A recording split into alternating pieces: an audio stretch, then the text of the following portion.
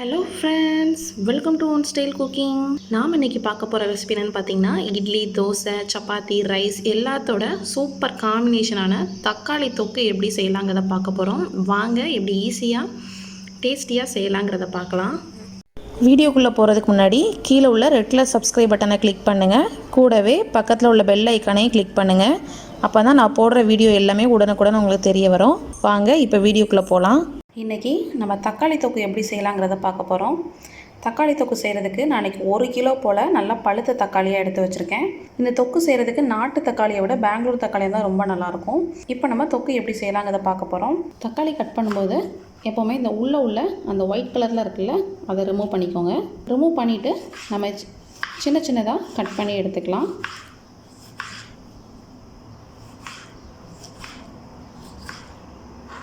இந்த மாதிரி தக்காளி எல்லாத்தையும் நல்லா கட் பண்ணி எடுத்துக்கோங்க. இப்போ நம்ம தொக்கு செய்ய ஆரம்பிச்சிடலாம். இப்போ ஒரு கடாயில் நல்லெண்ணெய் சேர்த்துக்கலாம். 1 கிலோ தக்காளிக்கு 75 ml கிட்ட நல்லெண்ணெய் சேர்த்துருக்கேன். ஆயில் நல்லா சூடானதும் கொஞ்சமாக கடுகு உளுந்தம் பருப்பு சேர்த்துக்கோங்க. கடுகு பொரியும் போதே ஒரு 1/4 டீஸ்பூன் போல் வெந்தயம் சேர்த்துக்கலாம். இதில் ஒரு 10 பல் பூண்டை இந்த மாதிரி சின்னதாக கட் பண்ணி சேர்த்துருக்கேன். இது கூட 2 பச்சை மிளகாவையும் இந்த எண்ணெயிலே சேர்த்து நல்லா வதக்கிக்கலாம். கருவேப்பிலை பொரிஞ்சதுமே நம்ம கட் பண்ணி வச்சுருக்க தக்காளியை சேர்த்துக்கலாம். தக்காளி சேர்த்து ஃபஸ்ட்டு நல்லா மிக்ஸ் பண்ணிக்கோங்க. இப்போ இந்த தொக்குக்கு தேவையான உப்பு சேர்த்துக்கலாம்.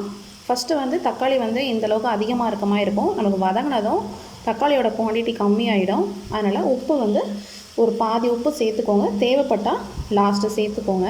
இப்போ இந்த தக்காளி வதங்கும் போதே ஒரு 1/2 டீஸ்பூன் போல் மஞ்சள் தூள் சேர்த்துக்கலாம். இது கூடவே காரத்துக்கு நம்ம 2 பச்சை மிளகாய் ஆல்ரெடி சேர்த்துருக்கோம். நான் இன்றைக்கி 4 டீஸ்பூன் போல் ரெட் சில்லி பவுடர் சேர்த்துருக்கேன். நீங்கள் நார்மல் மிளகாத்தூள் யூஸ் பண்ணுறதா இருந்தால் ஒரு 2 டீஸ்பூன் சேர்த்துக்கோங்க. அது போக உங்களுக்கு காரம் எந்த அளவுக்கு அதிகமாக வேணும்னு நினச்சிங்கன்னா நீங்கள் எக்ஸ்ட்ராவாக சேர்த்துக்கோங்க.